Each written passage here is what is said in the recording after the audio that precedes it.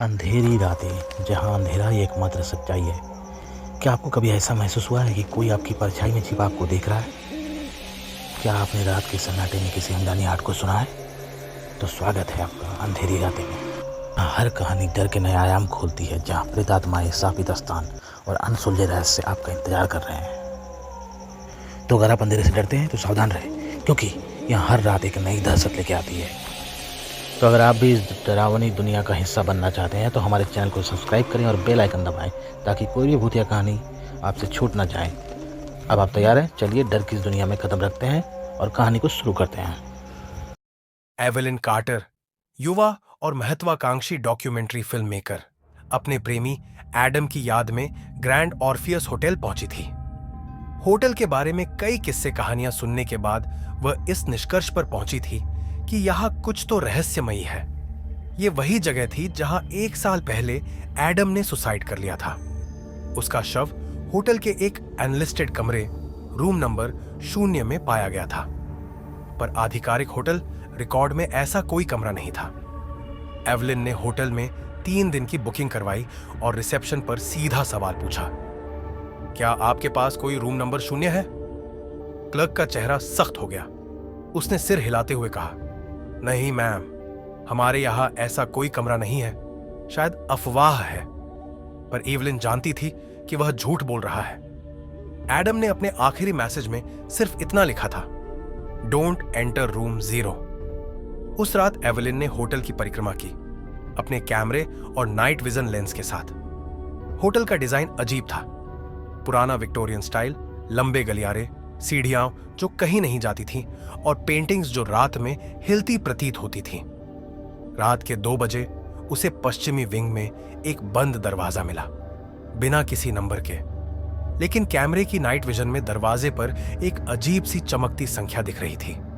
0। उसने दरवाजा खटखटाया, कोई जवाब नहीं। जैसे ही उसने हैंडल घुमाया, दरवाजा खुद ब खुद खुल गया। अंदर धुंधला, अंधेरा और बर्फ जैसा ठंडा कमरा था। कमरे के बीचों बीच एक कुर्सी थी और सामने दीवार पर एडम की तस्वीर टंगी थी, जिसके नीचे लिखा था, यू वर नेक्स्ट। एवलिन भागी नहीं। उसने कैमरा ऑन किया और अंदर कदम रखा। तभी दरवाजा जोर की आवाज से बंद हो गया। कमरे के अंदर घड़ी उलटी चल रही थी, तस्वीरें दीवार से गिर रही थीं और हवा में एडम की आवाज गूंज रही थी, तुमने सुना नहीं, बाहर मत आना, यह जगह समय के बाहर है। एवेलिन की सांसें तेज हो गईं। वह घड़ी की उलटी दिशा देख रही थी और उसे महसूस हुआ कि उसका शरीर धीरे धीरे सुन्न होता जा रहा है। कमरे में एक पुराना फोन था। उसने रिसीवर उठाया तो दूसरी ओर से एडम की चीख सुनाई दी, तुमने दरवाजा खोल दिया, अब तुम भी फंस गई हो।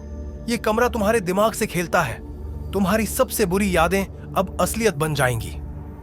और सच में अगले ही पल एवलिन को अपने पिता की आत्महत्या का दृश्य दिखाई देने लगा, जो उसने कभी किसी को नहीं बताया था।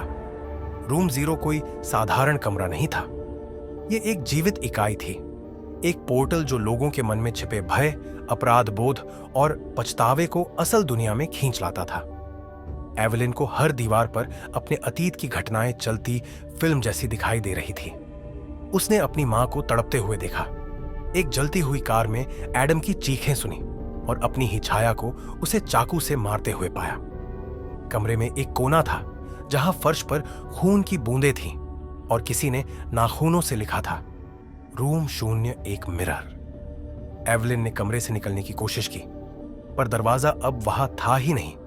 चारों ओर दीवारें, गूंजती आवाजें और एक गहराती अंधकार था।